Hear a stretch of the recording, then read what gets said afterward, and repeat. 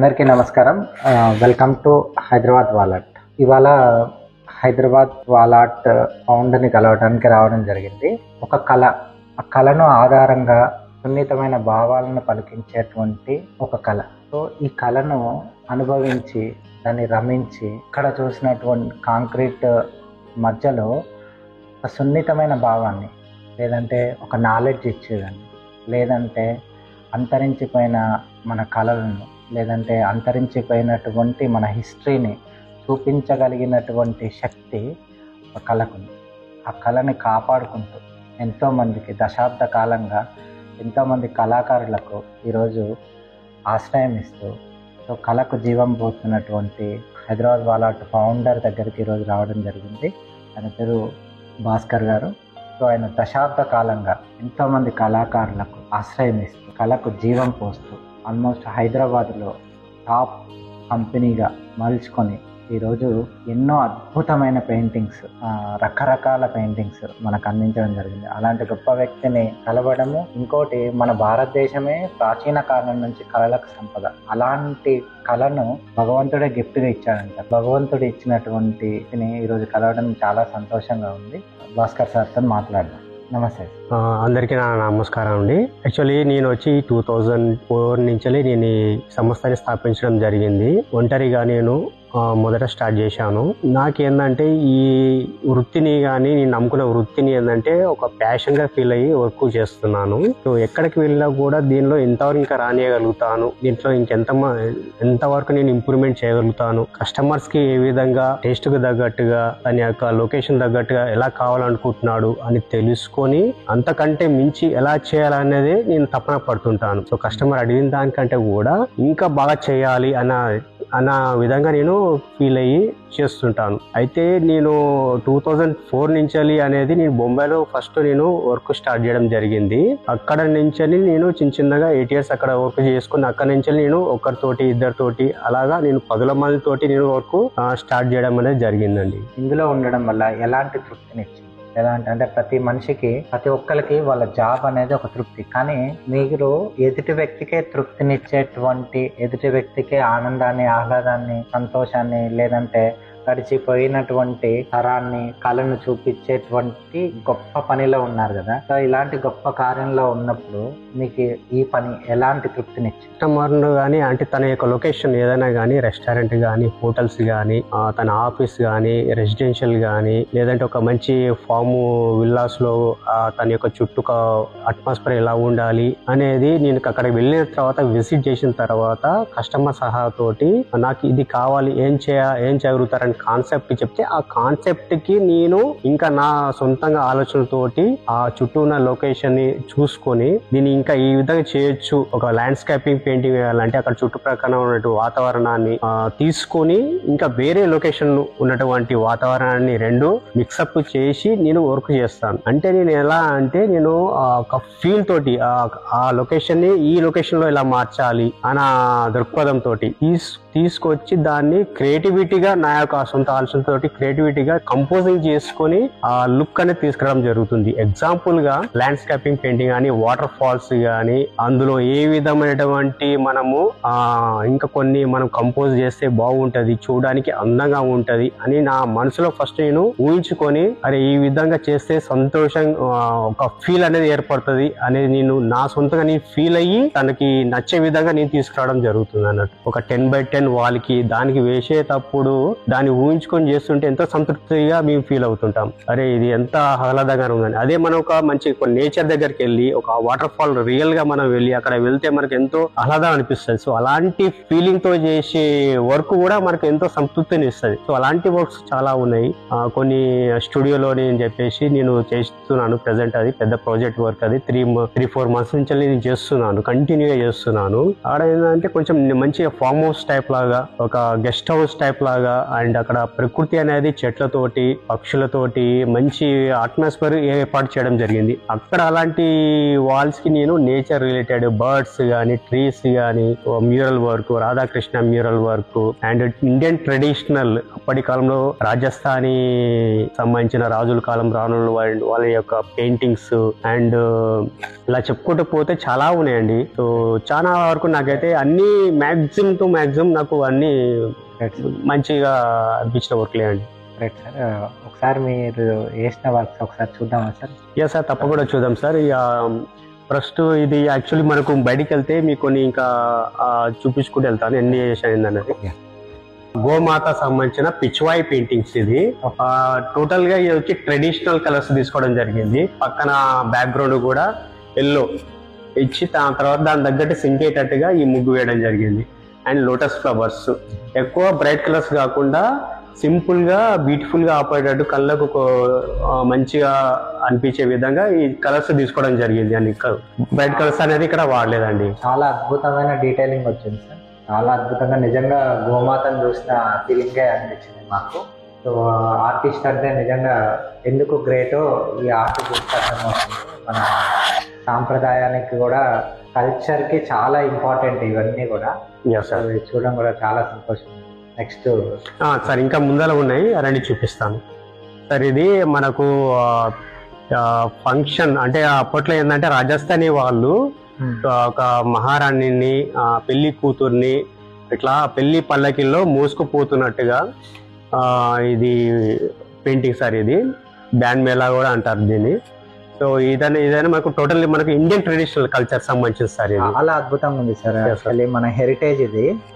So మన culture ని reflect చేస్తూ చాలా అద్భుతమైన డీటెయిలింగ్ కూడా ఇచ్చారు సార్. ఎక్కడ కూడా మాకు ఇది పెయింటింగ్ అనే ఫీల్ లేకుండా చాలా అద్భుతంగా నిజంగా వాళ్ళ ఎక్స్ప్రెషన్ ని కూడా ఇక్కడ చూడండి అమ్మ, ఒకసారి కెమెరా వీలైతే జూమ్ చేసి చూపండి. ఆ పెళ్లి కూతురు టైంలో ఎంత హ్యాపీగా ఉంటుందో, ఆ కొత్త నూతనంగా లైఫ్ లోకి అడుగు పెడుతున్నప్పుడు ఆమె ఎక్స్ప్రెషన్ ని కూడా చాలా అద్భుతంగా తీయడం జరిగింది. సో చూడండి వాళ్ళ ఎక్స్ప్రెషన్ అంటే మోస్తున్నప్పుడు వాళ్ళ వెయిట్ బరువుతో ఉన్నప్పుడు వాళ్ళ ఎక్స్ప్రెషన్ అంటే నిజంగా ఒక కళాకారునికి మాత్రమే ఆ మనోభావం అనేది అర్థమవుతుందేమో. సో చాలా అద్భుతంగా ఉంది సార్. సో ఇదేంటి సార్, దీని థీమ్ ఏంటి? ఈ పెయింటింగ్ పేరు వచ్చి పిచ్వాయి పెయింటింగ్స్ అంటారండి. అట్లా మనకు అంశాలతోటి ఈ విధంగా వెనకాల నేచర్, మౌంటైన్స్, అప్పట్లో కాలంలో ఇట్లా మనకు గోప్రో టైప్ లాగా కట్టినట్టుగా చెట్లతోటి ఈ యొక్క అందమైన బ్యూటిఫుల్ వెనకాల వాతావరణం డిస్టెన్స్ చూపించడం, వాటర్లో అంశాలు ఉన్నట్టుగా చూపించడం ఈ పెయింటింగ్ యొక్క ఇదండి. అండ్ ఇది కూడా మనకు అంశాలు అనేది వాటర్లో. సో ఇలాంటి ఏదంటే నేచర్ కి కనెక్టింగ్ అయ్యే విధంగా ఉంటాయి. ఇవి కూడా ఎక్కువ మనకు రెసిడెన్షియల్ కూడా ఇప్పించుకుంటారు సపరేట్ గా. ఇలా మీరు చేయాలనే ఆలోచన ముందు ఈ వాల్ కి ఇలా చేయాలని మరి ముందు కస్టమర్ నుంచి తీసుకుంటారా సార్, లేదంటే మీరు ఈ హెరిటేజ్ ని అంటే కల్చర్ ని ఫాలో చేస్తున్నాం కదా అదే థీమ్ బ్యాక్డ్రాప్ లో ఉండాలి అన్నట్టు వెళ్తుంటారా? ఇది ఇక్కడ ఏంటంటే సార్, ఇక్కడ ఇది కంపౌండ్ వాల్ సార్. ఇది లోపల ఏంటంటే విల్లా ఇది. సో ఇక్కడ ఏదైనా చిన్న చిన్న పార్టీస్ గానీ వచ్చి ఇక్కడ కూర్చొని ఉన్నప్పుడు ఈ ప్లేస్ ని ఎంజాయ్ చేస్తారు అన్నట్టు. సో కస్టమర్ చెప్పింది ఏంటంటే ఈ ప్లేస్ ఈ విధంగా ఉపయోగపడుతుంది, సో పార్టీ పరంగా దీనికి ఏం చేయగలిగితే బాగుంటుందో అని సజెషన్ అడగడం జరిగింది అన్నట్టు. సో సార్ ఇలాంటి పెయింటింగ్స్ అయితే నేచర్ ఎంజాయ్ చేస్తారు. అండ్ కొంచెం రెస్టారెంట్ టైప్ లాగా కూడా మీకు ఎవరైనా వచ్చి సెటప్ చేసుకోవాలంటే కూడా అప్పట్లో ఈ ట్రెడిషనల్ పెయింటింగ్స్ వేసుకుంటే మనకు లుక్ బాగుంటది. మన యొక్క అప్పట్లో పాత నాటి జ్ఞాపకాలు గుర్తు చేసుకుంటారు. సో అందుకు సార్ ఇలాంటి పెయింటింగ్ చేయడం అనేది జరిగింది సార్. ఈ పెయింటింగ్ ఏంటంటే సార్ మనకు ట్రెడిషనల్ ఒక నేచర్ తో కనెక్టింగ్ అయ్యి ఆ యొక్క జంతువు అనే దగ్గర తీసుకొని కల్చర్ కి సంబంధించిన వెనకాల నెమళ్ళు, జింకలు నేచర్ కి దగ్గరగా కనెక్టింగ్ అయినట్టుగా ఈ యొక్క ఫీల్ తోటి చేసిన పెయింటింగ్ సార్. ఇది వచ్చి మనకు రాజస్థాన్ సంబంధించిన పెయింటింగ్ ఇది. సో అప్పట్లో రాజులు ఏనుగుల మీద, గుర్రాల మీద వెళ్ళేవారు. సో అలాంటి పెయింటింగ్ తీసుకురావడం జరిగింది సార్. అండ్ చుట్టూరా కూడా దీనికి ప్రతిదానికి ఒక థీమ్ వైజ్ గా బార్డర్ వేయడం జరిగింది సార్. ఇది పిల్లర్ కి ఒకటి and step by step colour వేసి దానికి ఒక బార్డర్ వేయడం జరిగింది. ఈ ఇమేజ్ ఈ పెయింటింగ్ తగ్గట్టుగానే ఇలాంటి బార్డర్లు కలర్స్ తీసుకోవడం జరిగింది. అదే విధంగా చూస్తే కూడా మీరు అన్నిటికీ కూడా అక్కడ కూడా అదే బార్డర్ వేయడం జరిగింది సార్. ఒక బ్యూటిఫుల్ అమ్మాయి అలంకరించుకుంటున్నట్టుగా అద్దంలో చూసుకుని అలంకరించుకున్నట్టుగా ఇక్కడ ఈ పెయింటింగ్ మీరు ఇక్కడ డీటెయిలింగ్ లో కూడా సార్ అమ్మాయి చూసుకుంటుంటే అద్దంలో అమ్మాయి ప్రతిబింబాన్ని కూడా ఇంత డీటెయిల్ గా వదలకుండా సో అమ్మాయి ప్రతిబింబం కూడా చూడండి ఎంత డీటెయిలింగ్ ఇచ్చారో. సేమ్ మళ్ళీ ఎక్కడ కూడా ఆ ఫేస్ మళ్ళీ మిస్ అవ్వకుండా వేసారు ఆర్ట్ లో. సో చాలా మైన్యూట్ డీటెయిల్స్ లో కూడా మీరు చాలా ఫోకస్ పెట్టారు సార్. చాలా అద్భుతంగా అనిపిస్తుంది. చిన్న చిన్న డీటెయిలింగ్ కూడా మిస్ అవ్వలేదు. చాలా నైస్ సార్. ఇక్కడ చూడండి పైన ఆమె చున్నీ కప్పుకుంటే ఆ కప్పుకున్న ఫీలింగ్ ని ఎంత డీటెయిల్ పల్చటి చున్నీని లోపల ఆమె హెయిర్ చూయించుకుంటూనే అది మిస్ అవ్వకుండా మళ్ళీ ఇక్కడ కూడా ఆ చున్నీని ఎక్కడ మిస్ అవ్వకుండా ఎంత నిజంగా గ్రేట్ సార్. యాక్చువల్లీ అప్పట్లో ఆ యొక్క కాలంలో ట్రెడిషనల్ ఆభరణాలు జ్యువెలరీ అది కూడా చూపించడం జరిగింది మంచిగా. చాలా డీటెయిలింగ్ వచ్చింది. అండ్ మధ్యలో ఏంటంటే సార్ ఇక్కడ ఆర్టిఫిషియల్ గ్రాస్, ఇక్కడ ఏంటంటే నేచురల్ ఆర్టిఫిషియల్ గ్రాస్ అనేది వేయడం జరిగింది ఫ్లవర్స్ తో అవి ఇవి అని. సో మధ్య మధ్యలో పిల్లలు కూడా ఇక్కడ ఉండటానికి అట్లే. ఇది ఏంటంటే కార్పెట్, ఫ్లోర్ కార్పెట్ ఉంటది కదా మనకు రాజస్థానీ కార్పెట్, ఆ టైప్ అనేది వాల్ మీద వేయడం జరిగింది సార్. ఇందులో కూడా మనకు డీటెయిలింగ్ అనేది మిస్ కాకుండా సేమ్ మ్యాస్టీజ్ పక్కన ఎట్లుందో ఈ విధంగా కూడా ఇక్కడనే కూడా అట్లనే ఉంది.